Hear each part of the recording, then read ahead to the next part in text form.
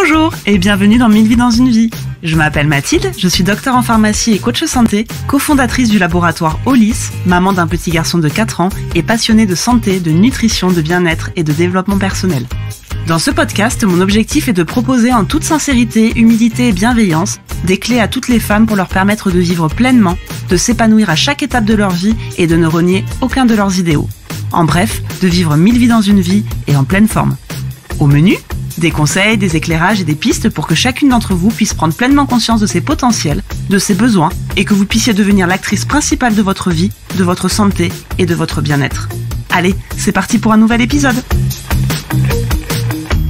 Hello, j'espère que vous allez bien. Je suis vraiment ravie de vous retrouver pour un nouvel épisode de 1000 vies dans une vie.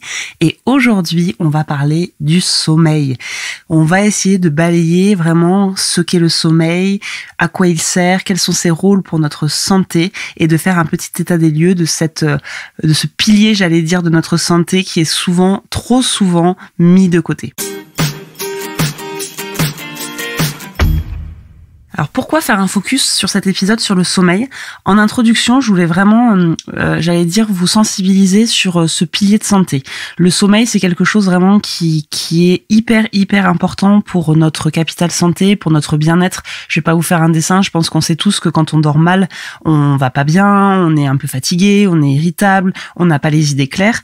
Et l'Organisation mondiale de la santé estime qu'en fait, aujourd'hui, dans les pays qu'on dit développés, 2/3 des adultes dorment mal et n'arrivent pas juste à avoir les 8 heures de sommeil qui sont recommandées pour juste être en bonne santé et être bien.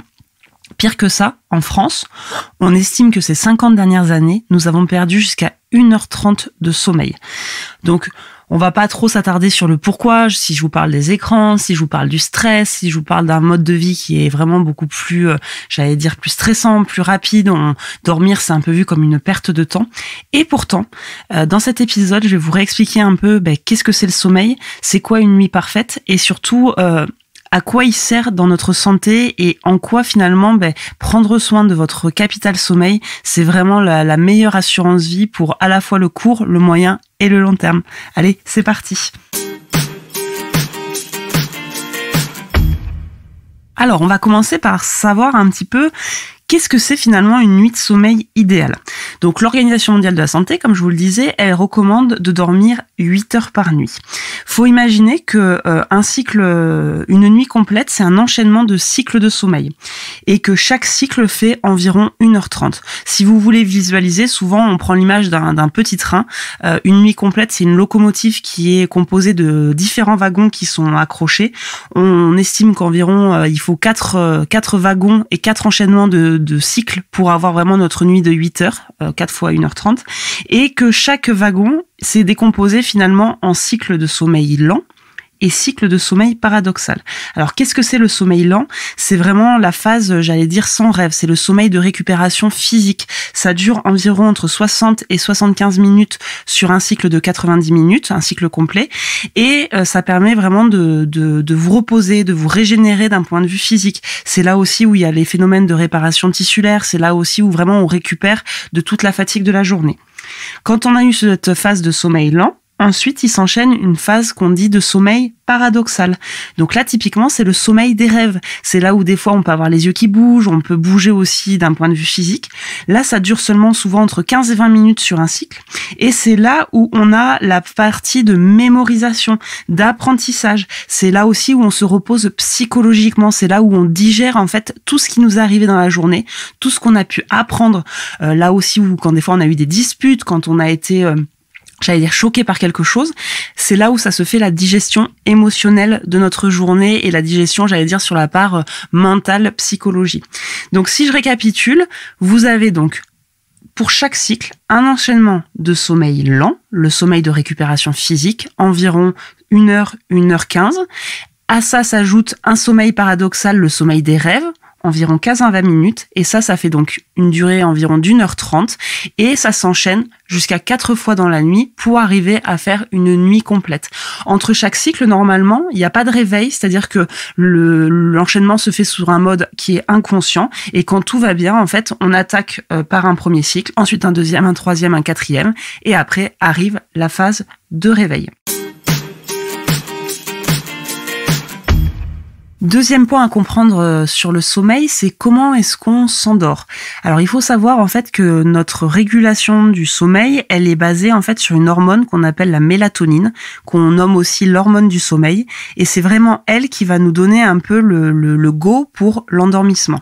Cette mélatonine en fait, elle est sécrétée par ce qu'on appelle une petite glande, la glande pinéale qui est située dans notre cerveau, et sous l'influence de la luminosité.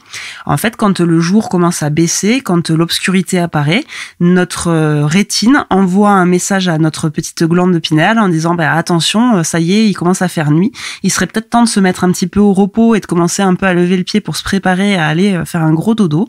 Et la mélatonine commence à être sécrétée donc le soir, avec un pic souvent aux alentours de 22 heures quand l'obscurité est bien tombée et qu'il fait bien nuit noire. Et cette mélatonine, en fait, elle a un peu le rôle d'interrupteur pour notre corps et c'est elle qui va lui dire il faut passer du mode éveil au mode récupération. Et c'est quand il y a ce pic de mélatonine vers 22 heures que du coup se fait le phénomène d'endormissement.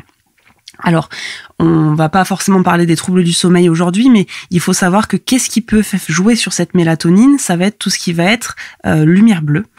Quand on regarde des écrans, en fait, notre corps en fait est biaisé. Notre rétine a l'impression qu'il fait encore jour, puisque la lumière bleue envoie vraiment de la luminosité à notre œil et fait croire en fait qu'on est encore dans une journée. Donc ça peut entraîner justement une diminution du pic de cette mélatonine et du coup moins de mélatonine. Ça veut dire soit qu'on a du mal à s'endormir, soit ça peut aussi générer des réveils dans la nuit parce que notre sécrétion de mélatonine n'est pas assez importante pour nous garantir vraiment un endormissement pendant toute la nuit. Donc retenez bien que vraiment, qu'est-ce qui génère un bon endormissement? C'est la partie mélatonine, c'est la sécrétion de cette hormone vers 22 heures et qui elle est vraiment liée à l'obscurité. Donc c'est pour ça qu'il faut vraiment préserver le soir, avoir des volets ou des rideaux qui soient occultants, limiter les écrans pour justement préserver cette baisse de luminosité et permettre à notre corps de se mettre vraiment dans les meilleures dispositions pour s'endormir sereinement. Alors maintenant, on va passer sur quels sont les rôles du sommeil. Je pense qu'on a tous autour de nous des gens qui ne dorment pas ou qui vous disent de toute façon, moi je dormirai quand je serai mort, le sommeil ça ne sert à rien, c'est du temps perdu au niveau de ma vie. Alors moi, ce que je voulais vous dire, oui, si vous avez la chance de faire partie des gens qui ont besoin que peut-être de 4 ou 5 heures physiologiquement de sommeil pour être en pleine forme, vous avez énormément de chance parce qu'effectivement, vous allez pouvoir faire plein de choses à côté.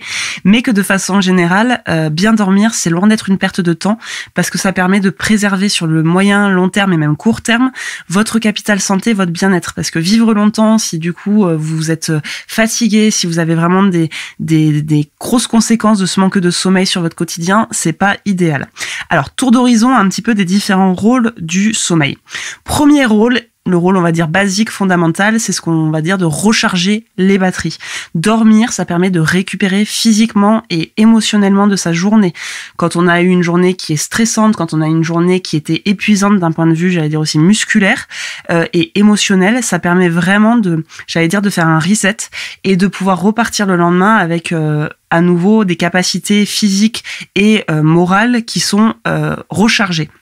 Donc, premier rôle fondamental, c'est vraiment celui-là, c'est de se recharger et de pouvoir repartir le lendemain matin en pleine forme. Deuxième grand rôle, c'est tout ce qui va être apprentissage et mémorisation. Puisque, on l'a vu, il y a beaucoup d'études aussi qui sont sorties. Bien dormir, et je pense que si vous êtes étudiant ou dans le boulot, vous le savez forcément, vous l'avez testé, quand vous avez passé une bonne nuit de sommeil juste avant une grosse réunion ou juste avant un examen, vous savez qu'en fait, c'est hyper important pour arriver à être en pleine possession de ses facultés intellectuelles le jour J. Pareil, quand vous êtes dans une phase où vous devez apprendre, où vous devez mémoriser, où vous devez vous concentrer, il est prouvé, il y a beaucoup d'études qui sont sorties pour montrer qu'en fait, il y a une corrélation entre la nuit et la qualité du sommeil que vous avez et vos capacités de mémorisation et d'apprentissage. À l'inverse, il y a aussi des études qui sont sorties et qui font le lien entre un sommeil de très mauvaise qualité et des nuits qui sont pas assez réparatrices pendant plusieurs années et l'apparition de maladies dégénératives comme Alzheimer. Donc, on sait aujourd'hui que bien dormir, c'est aussi un facteur de protection contre tout ce qui est, maladie dégénérative. Autre effet du sommeil, ça va être sur tout ce qui va être régulation du poids et métabolisme des sucres. Je ne vous fais pas un dessin, mais quand vous dormez mal, je pense que vous l'avez toutes et tous souvent expérimenté, on a tendance à aller compenser ce manque de sommeil et cette fatigue par une prise alimentaire qui est augmentée. Alors ça s'explique puisqu'en fait, quand on dort mal, il y a des chercheurs qui ont mis en évidence qu'il y a une dérégulation du métabolisme des hormones qui régulent la prise alimentaire et la sensation de faim. Donc c'est les hormones leptine et gréline. Et ben quand on dort mal, ce métabolisme il est altéré, il est déficient et on a une tendance du coup à manger plus ou à moins avoir conscience que la faim est là, qu'on n'a plus faim et qu'il faudrait s'arrêter de manger, la satiété vient moins rapidement et on peut avoir du coup une augmentation pondérale liée en fait à un manque de sommeil. Pareil sur les sucres, il y a un deuxième mécanisme qui se met en place en parallèle du premier et c'est là où c'est assez, pernicieux, c'est que le métabolisme de l'insuline, donc notre hormone qui permet de réguler notre taux de sucre dans le sang, c'est hyper important, hyper fondamental, et ben là aussi il y a une altération à la fois sur la quantité d'insuline qui peut être sécrétée et sur son efficacité, c'est-à-dire que elle est beaucoup moins efficace, les récepteurs sont moins répondants à l'action de l'insuline. Et en fait, on se retrouve sur du long terme aussi. Le manque de sommeil, ça a été prouvé, est un facteur d'apparition du diabète de type 2. Autre volet sur lequel le sommeil intervient, et celui-là il est flagrant, c'est surtout ce qui va être bien-être émotionnel et psychologique.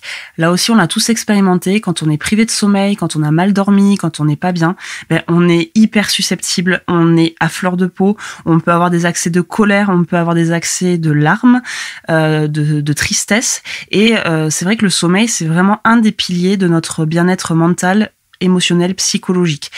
À l'inverse aussi, il y a beaucoup d'études qui montrent que quand on a des troubles du sommeil de façon récurrente, c'est un facteur favorisant vers tout ce qui peut être trouble anxieux, vers tout ce qui peut être dépression. Et c'est même, j'allais dire, un cercle vicieux parce que de toute façon, plus on dort mal, plus on a des idées qui sont aussi noires, qui sont des idées qui sont un peu tristounes, moins on va bien. Et plus on rumine et plus on dort aussi à nouveau mal. Donc, c'est vraiment un cercle vicieux. Et le conseil que j'ai à vous dire, c'est que quand vous avez justement des phases où vous êtes un peu moins bien dans votre vie, où justement vous sentez que ça entraîne des troubles du sommeil, ne laissez pas ce cercle vicieux se mettre en place et prenez tout de suite des mesures justement pour vous permettre de capitaliser sur quand même au moins un sommeil de qualité, parce que justement d'autant plus qu'on a un quotidien qui est un peu difficile, qu'on a un quotidien qui est un peu anxiogène, stressant, ou qu'on a des événements dans notre vie qui font que, voilà, on a des raisons aussi d'être un peu plus tristouné et un peu plus, j'allais dire, déprimé entre parenthèses. Capitalisez sur votre sommeil parce que un sommeil de qualité, ça va vous permettre aussi de mieux y faire face, de prendre plus du recul sur votre situation actuelle et de permettre de vous en sortir aussi plus rapidement. À l'inverse, si justement ces situations-là au quotidien impactent sur votre sommeil et qu'il y a un cercle qui se met en place où vous n'êtes pas bien en journée, du coup vous dormez mal, et ben vous allez être encore moins bien le lendemain et vous allez encore moins bien dormir. On rentre dans un cercle vicieux qui est vraiment plus difficile après pour en sortir. Donc ne sous-estimez pas, le sommeil est hyper important pour être bien dans sa tête, et quand vous avez des phénomènes dans votre vie, et ça arrive tous les jours, que ça soit dans le travail, dans la vie perso ou dans la vie familiale, qui impactent ce sommeil et qui risquent justement d'aggraver votre bien-être aussi émotionnel, prenez en charge ça, forcez-vous à aller bien vous coucher, si vous avez besoin d'un petit supplément justement ponctuel, prenez un petit supplément pour vous aider aussi à avoir un petit coup de pouce pour mieux dormir, c'est hyper important pour justement préserver votre bien-être de façon durable. Dernier levier sur lequel on va évoquer les effets positifs sur la santé du sommeil, c'est sur l'immunité. Là aussi, ça tombe aussi un petit peu sur le bon sens, mais quand on est reposé, quand on a bien dormi, quand on est en pleine forme, bizarrement, on est beaucoup moins sensible aux maladies, aux pathogènes. Et vous le voyez, souvent on dit, je suis fatigué, j'ai attrapé un petit rhume ou j'ai chopé un virus parce que du coup j'avais mal dormi, j'étais pas bien, j'étais un peu crevé. Et il y a un lien vraiment direct entre notre système immunitaire et notre degré, on va dire, de qualité de sommeil. Plus on dort bien, plus on se repose et justement plus on permet à son corps de se recharger pendant la nuit, et dans la partie du corps qui se recharge aussi pendant la nuit, il y a tout notre système immunitaire.